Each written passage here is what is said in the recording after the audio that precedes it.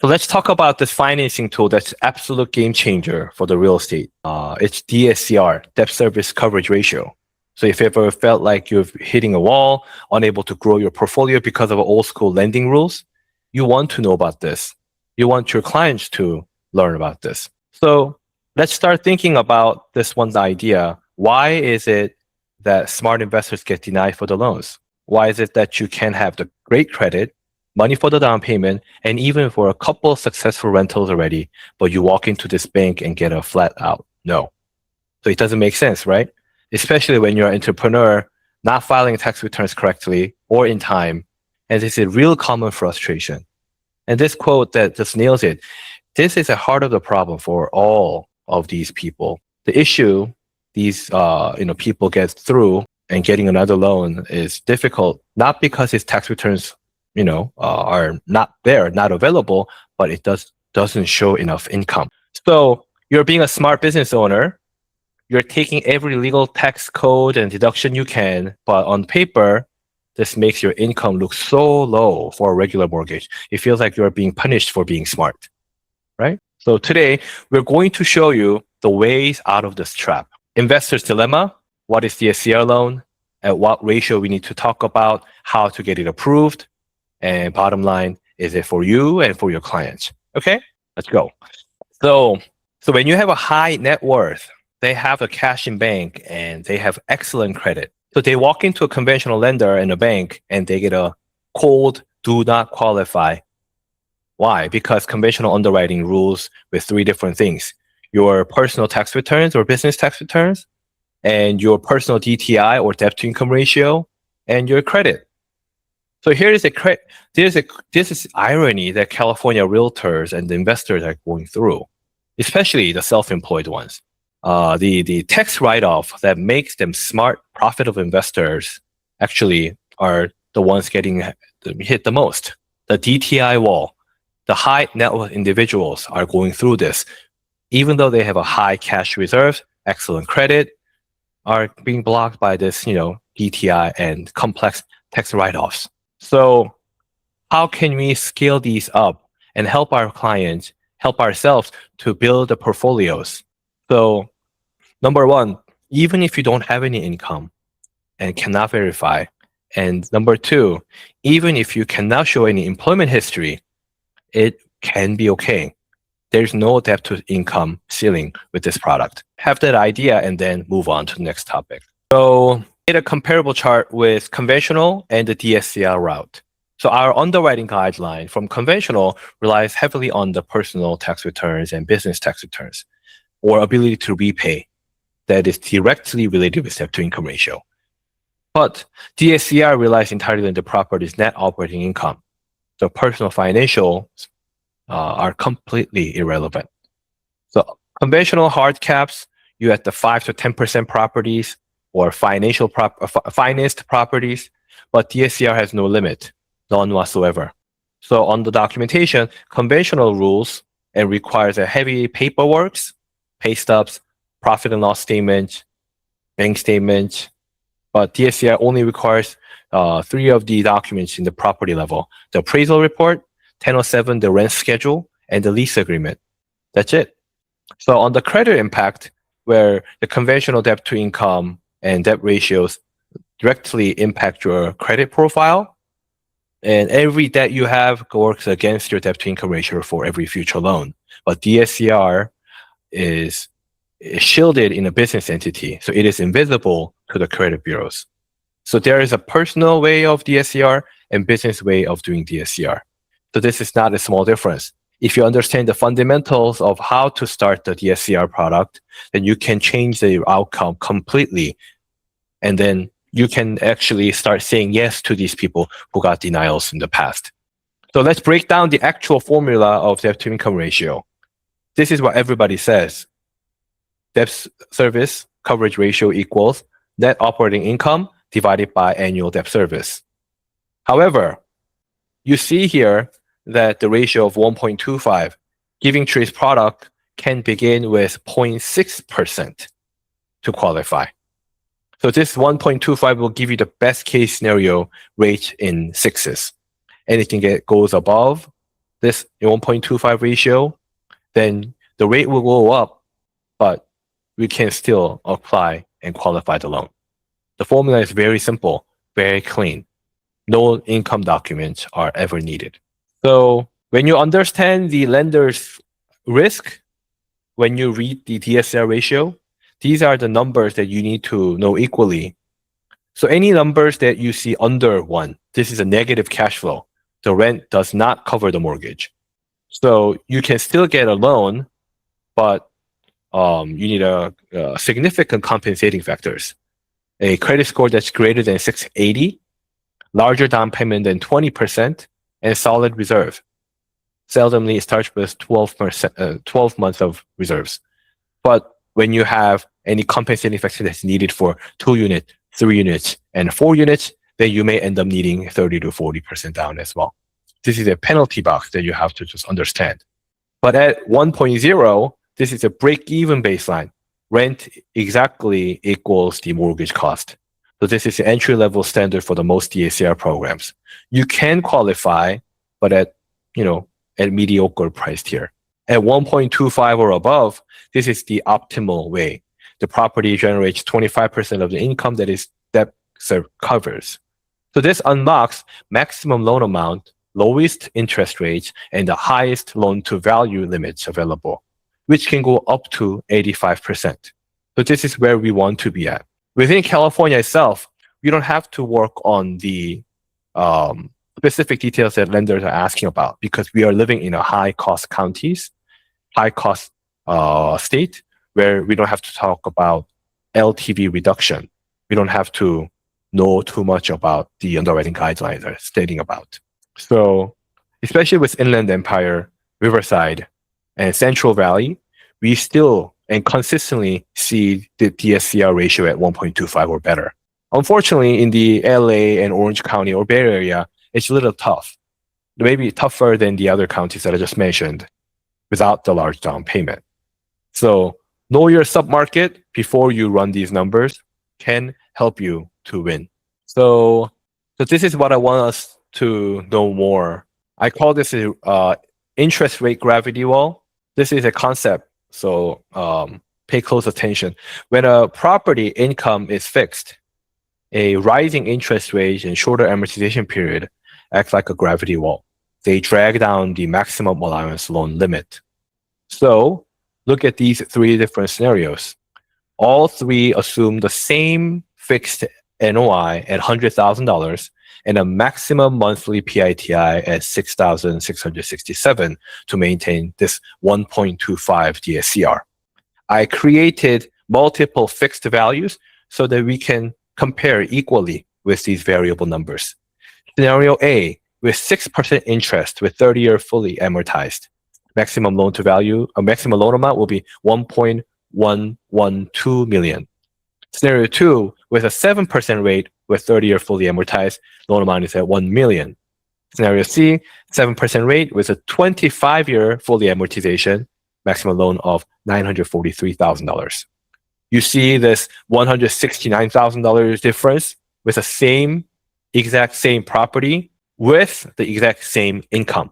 Just because of a rate and amortization structure, because how you were engaging this pre-qualification, the outcome just changed. The good news for 2026, rates have been come down from 8s back into maybe 6s and 7s. If you build in the prepayment penalties of 1 to 2 years, seldomly you can go below 5.875. This is a material improvement, significantly different than what we have talked about last year. So we're back into scenario A and B territory. That means better deals for your clients right now.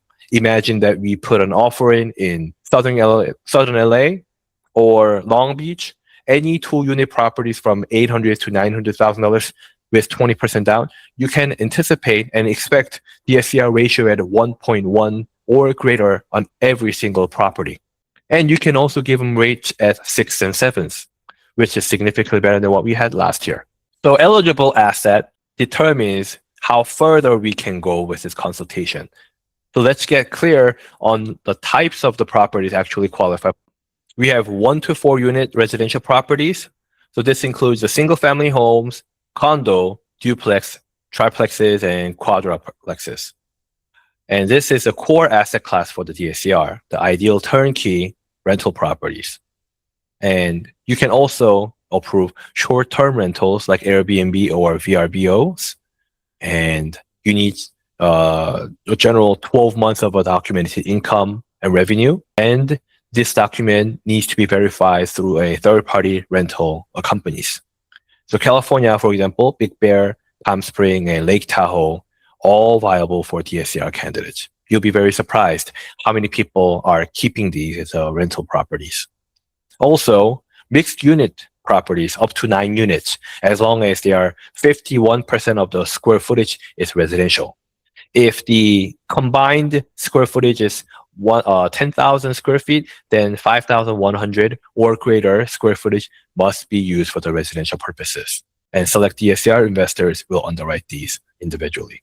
And if you may question which one does not apply for the DSCR, number one, the primary residences and personal vacation homes, such as like mobile home, manufactured home, rural agricultural land, and any properties with undressed health or safety issues.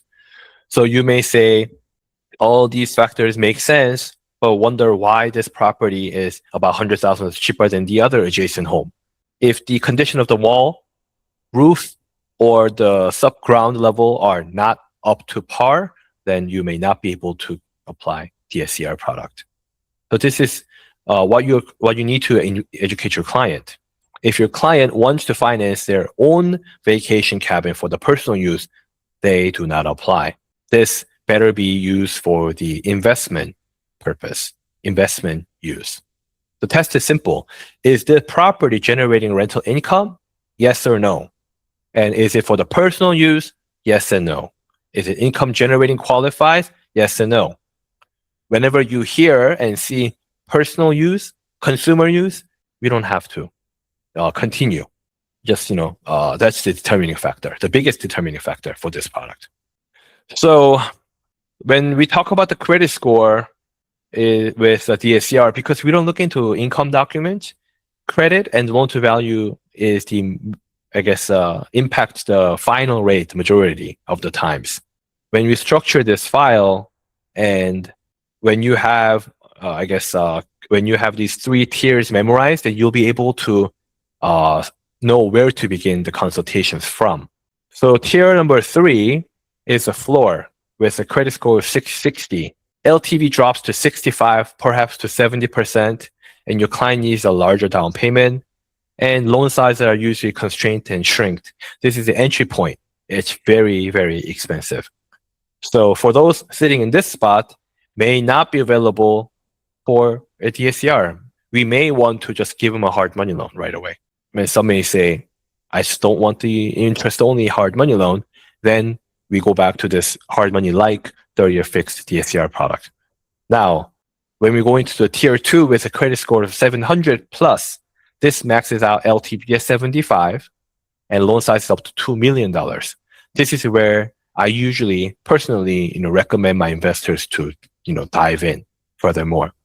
And this tier 1, the elite group with 740 or above, this unlocks everything. LTV above 80%, and loan amount above these $2 million. Sometimes it goes up to $4 million depending on which county and city we're applying the loan to. So this is a practical California numbers that we use. A $600,000 property with credit scores of 660, send it to hard money loan.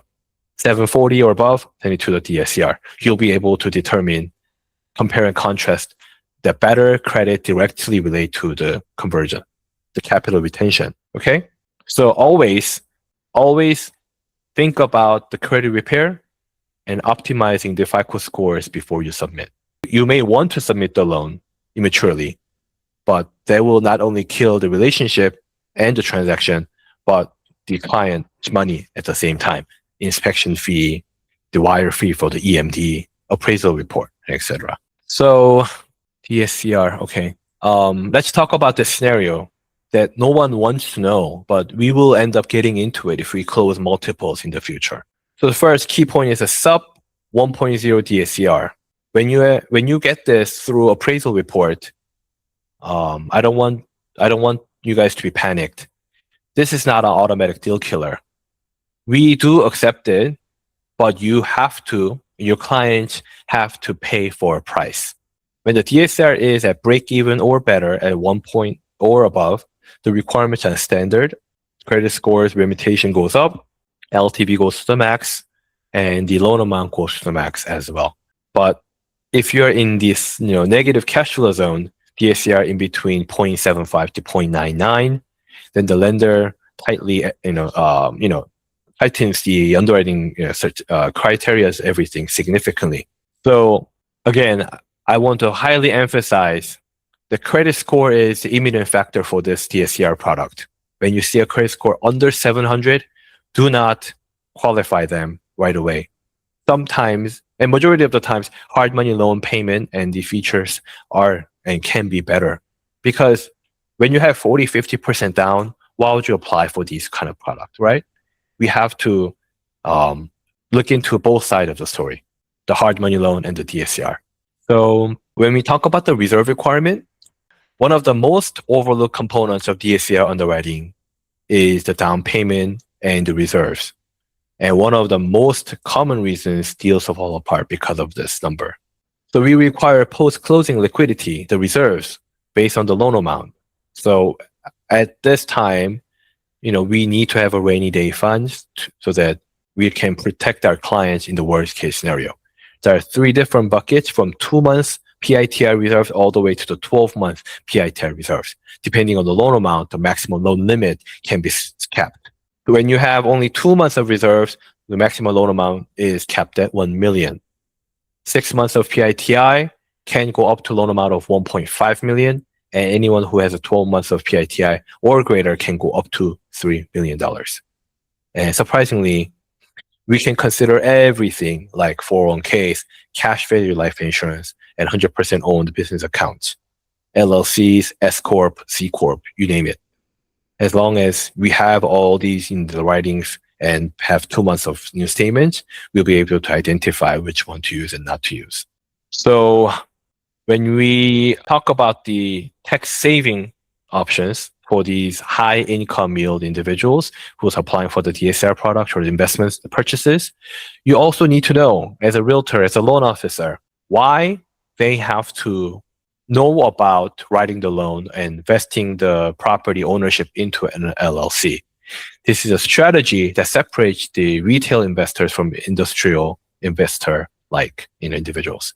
I call this I called it entity shield and the step strategy.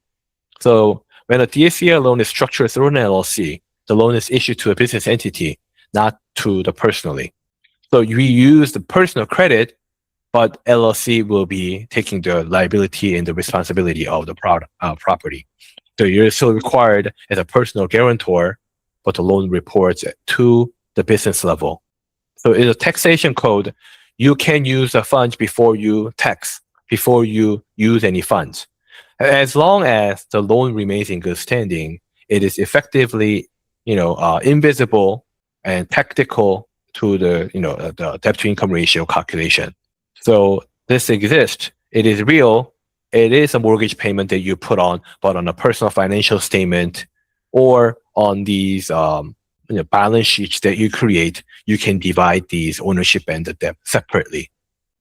So implications are enormous. Your investor client wants to apply for the DSCR intentionally when they have 10 or more rental properties, then they can create an LLC and then go above this threshold.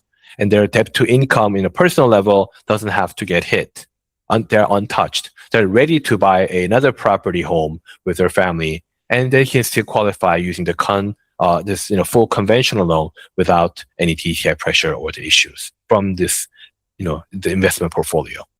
So buy the property in LLC using DSCR is compounding ways to tell to your investors and your clients. So in 2026, I still believe this is the best time to purchase.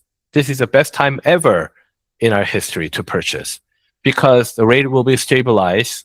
Interest rates always go up and down. But if you see the macro level, it has been shifted downwards. And I strongly believe rates will be compressed furthermore to the low sixes and possibly go below fives ultimately. Not because of all these factors that's against us, such as wars or inflation rate, but because of the entire cash flow has been better since 2 years ago. If you see the report from all these places, indicating factors show that there will be and there needs to be a reason to lower the rate furthermore. We've been just hitting the rate hike for so long that we cannot sustain any feasibility with this mindset. So when we purchase the property right now, when the rates are still high, when the prices of the homes are still compressed, this will give our clients the maximum allowance loan amount and the better DSCR metrics around all the products, all the properties. So this is better than what we had 2 years ago. And second, because of AI coming in, a lot of the underwriting guidelines and results from rent schedules and 1007 valuation models, AVMs are coming in faster than ever before. A report that usually took 3 to 4 days is now taking 30 minutes. A credit report that was taking hours can be pulled within seconds. So this speeds up the timeline. So it also means the benchmarks and the bottlenecks that we were anticipating before is no longer there. Appraisal report, valuations, and the expectations of a market rent we had before doesn't have to wait for days and weeks anymore. We don't have to wait for the conditional loan approval. When you see the market rent and when you calculate the PITI, you can immediately check the credit score and issue the conditional loan approval. There's nothing much to review. Third, when we look into the expanded minimum guidelines, and you'll be very surprised, sub 1.0 DSCR ratios are available nowadays, where we didn't have them 2 years ago.